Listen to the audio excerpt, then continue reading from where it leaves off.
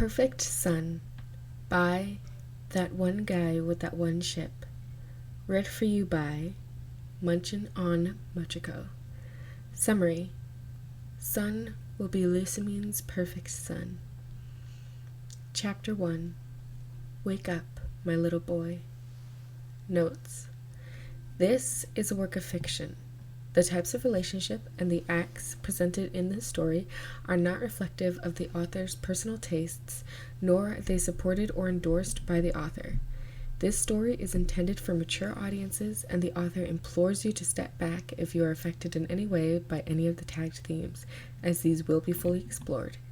Thank you for reading.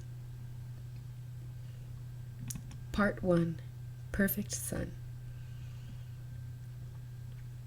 Sun was alone. Completely, terrifyingly alone. Some thick, sticky liquid, assumably blood, ran down from his forehead, and a throbbing pain reinforced that assumption. He couldn't see. Darkness pressed in on his eyeballs. They ached with a dull buzzing, and his body felt alien to him somehow, as if he'd only been put in control. He tried to raise an arm, but felt no response. He didn't know how long he'd been there. He felt like something had changed since he was last in the pit. Was that hours ago or days? It was impossible to keep track of time. It was a square space, maybe just over a meter on all sides. He had to curl just to fit inside. He couldn't cry anymore. He understood crying would get him nothing. He lay there for a minute. An hour, 2, 3, or maybe it was merely 15 minutes, alone in the cold and dark. They'd let him out eventually. Nighttime, usually. They didn't have much of a choice. They'd kidnapped him. If he was seen, they were in for a lot of questions, none of which would look good for him. He struggled to remember what had happened, and when it clicked, he immediately regretted the attempt. He had been strapped down, and something new had been put onto him before he was knocked out, put straight into his eyes. He didn't know what they wanted. Revenge seemed likely. He'd helped them, Lily and Gladian. He'd let them get away with Hal. He'd stopped Nebby from opening the door to the other world.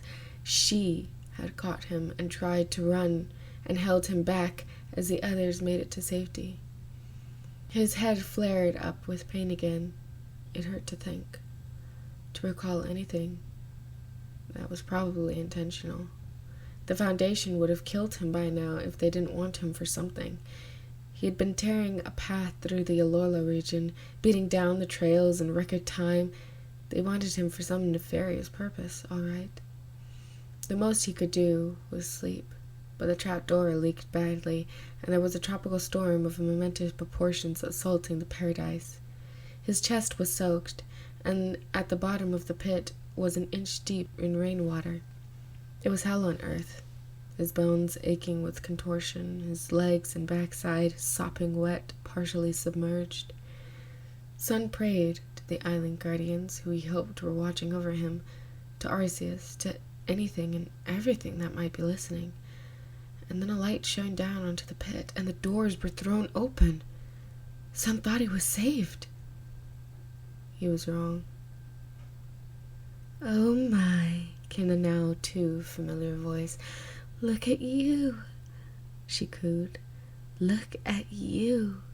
She was towering over him, a silhouette in the dark, a foreboding monolith of a woman, Lily's mother, Lucine. He felt someone, no, 2, 3, others, reach down into the pit, clamp down on his shoulders, and lift him up.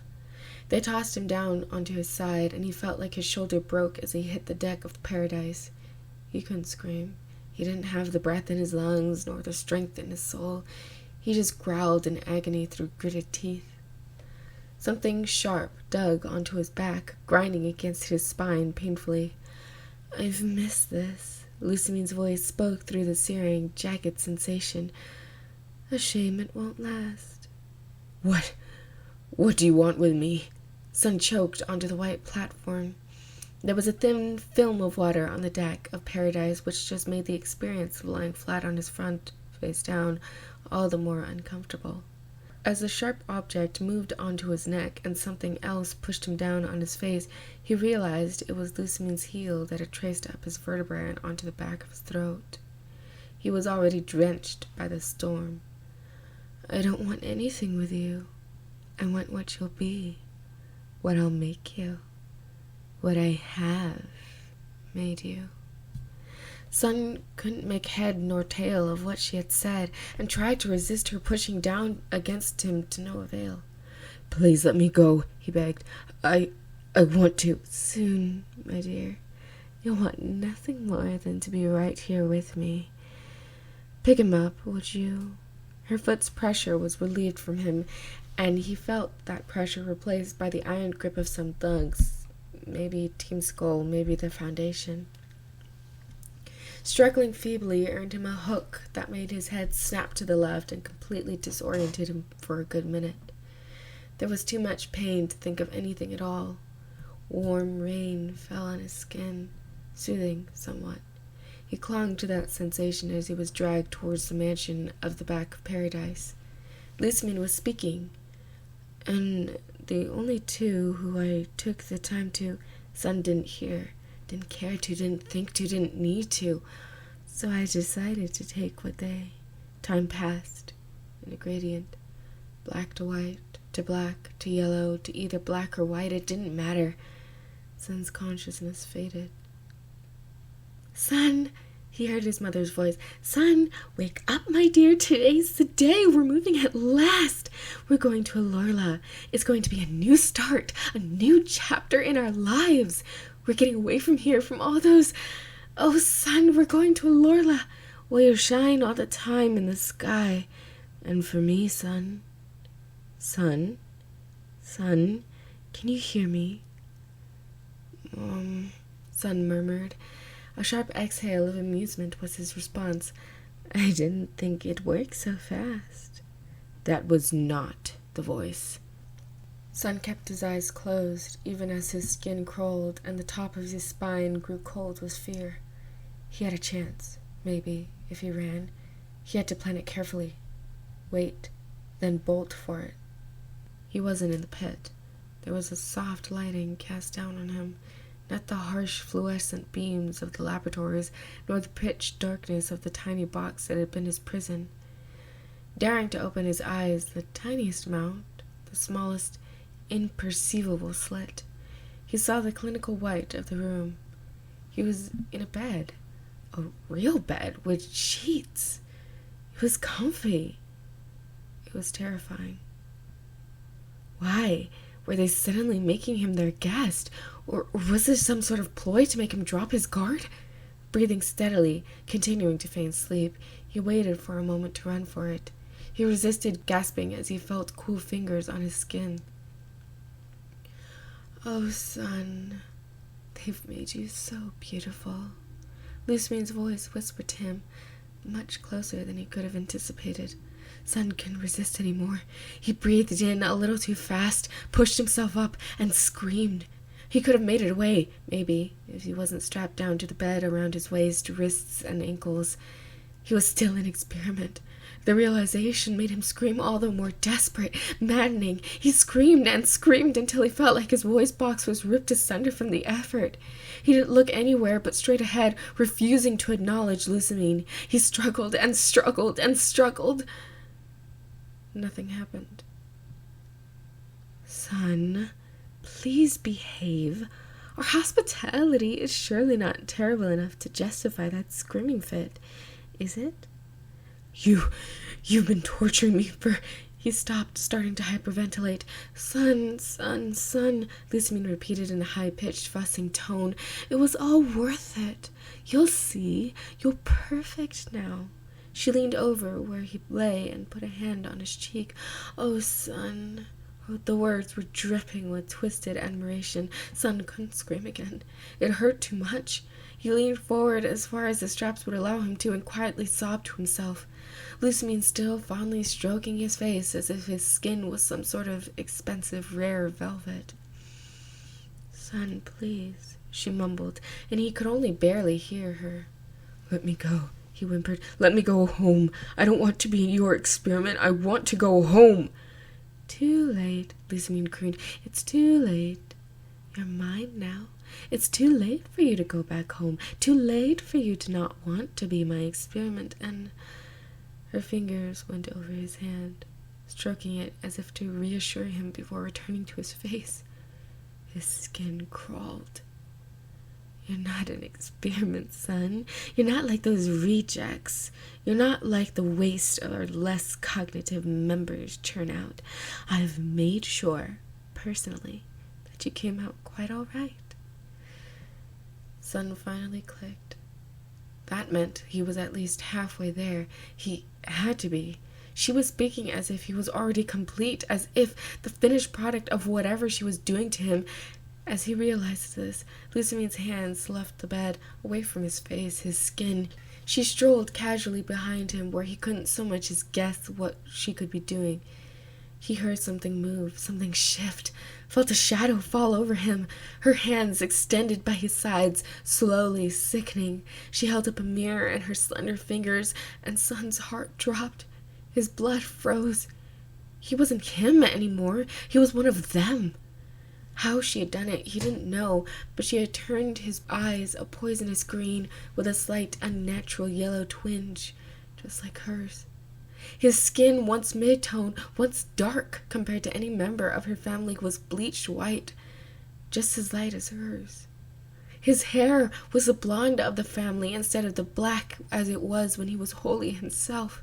He had been transformed completely, mutated into a perfect son, whether he wanted to be or not. He couldn't speak, only take short, hitching breaths on sharp air. He wanted to scream again, but his throat was too tight. Lucine put the mirror away from the bed and crossed over to his side. "Well, son, what do you think?" Her expression was proud, all smiles. She wanted him to be ecstatic, pleased with his new body, and he was afraid of what might happen if he expressed his disgust, his fear. Sun was still in shock, even as she leaned over him, in front of him, and took him by the shoulders gently. Her hair fell over his bed in a golden curtain. "Sun?" Sun closed his gaping mouth, taking a few deep breaths. Thinking about his now green eyes, he met Lucine's eyes and saw they were still perversely kind, caring. He made sure that he couldn't think about Lily and Gladian, how, his mom, his past. He stuffed those memories down, away, and spoke. "Mother." Lucine's smile was so hideous to behold, base, insidious, and radiating the smug aura of a woman who had finally had what she wanted. "No, you're not done yet, my darling, but you'll be done soon. Soon you'll be all mine." Sun leaned toward her hand as it caressed his face rather than away from it. A small part of himself remained that told him, "You have to do this to be safe. It's okay to pretend." He lowered his head in shame when Lucine took her hand away.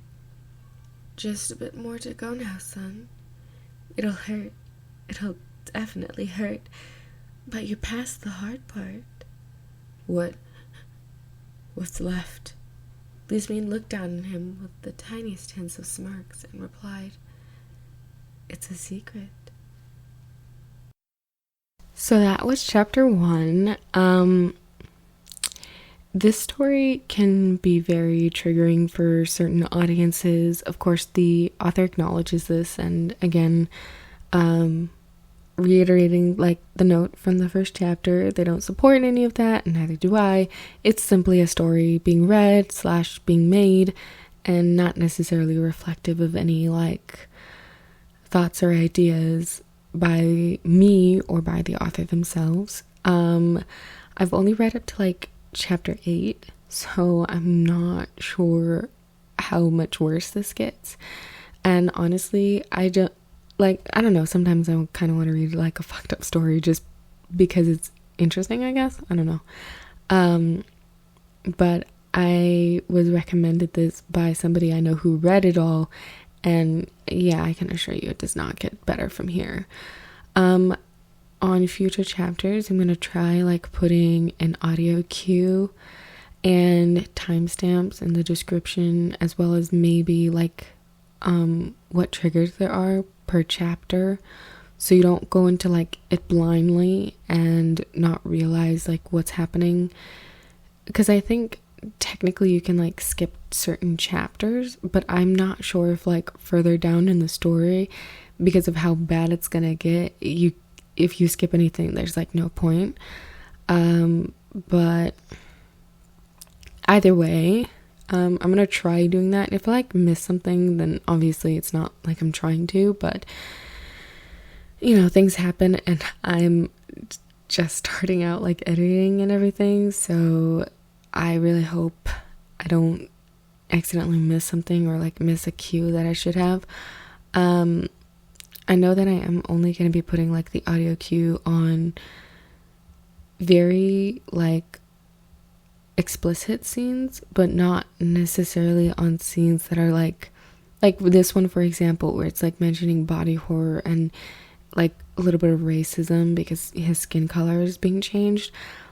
But I don't consider that like an auditory, you know, here's a little warning before you listen further and skip to this part, because this is like the baseline of the story, essentially. Like, this is how it is baseline wise, and there are parts where it gets like worse, and those are the parts where I'll do like the auditory, just like, hey, this is gonna get bad here.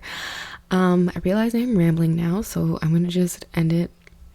And thank you for listening, and I hope you enjoy the story. And if you have any other stories that you think I should read, or just like, I don't know, that you like, please let me know. I have absolutely no qualms about reading anything or listening to anything. As long as it's a good story, I am here for it.